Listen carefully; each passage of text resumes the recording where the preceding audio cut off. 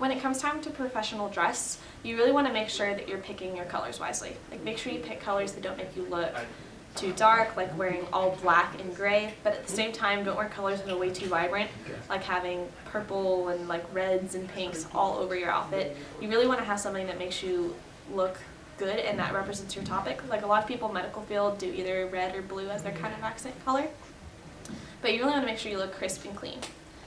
The other thing for a professional dress that you really want to focus on is making sure that you have hair and makeup and jewelry in a really conservative and respectful way. So ladies, if you have multiple piercings, try to just limit it down to one and make sure it's not an earring that's going to dangle all over the place and be distracting.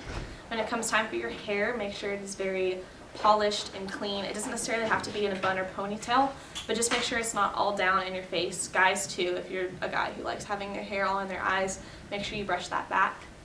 And when it comes time for makeup, make sure you look really natural. You don't want to go on an interview with someone and they look like a clown. So make sure you look like a very natural faced, don't have any makeup that's too vibrant or that stands out too much. When it comes time for shaking hands, the most important thing that you can remember is to smile and give eye contact.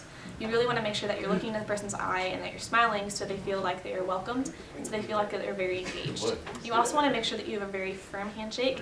Don't have like a limp noodle, but at the same time don't crunch the person's hand off. Make sure you have a nice mix between the two.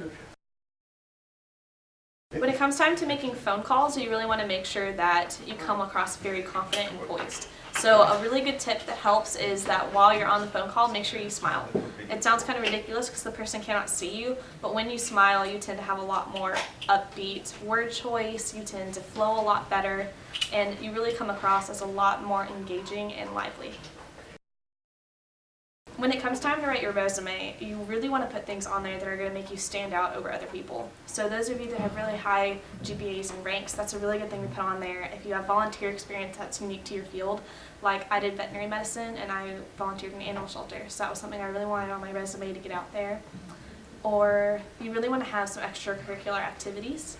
A lot of people do things with band or with athletics, and that really helps you stand out and it makes you seem unique rather than other students. Some things to make sure you don't do with your resume: make sure you don't use a conventional template, because when the person who's looking at your resume is going through them, they don't want to have this piece of paper that's the same as everyone else's. You want yours to look unique and you want yours to look different so that it kind of represents yourself and it makes you stand out more.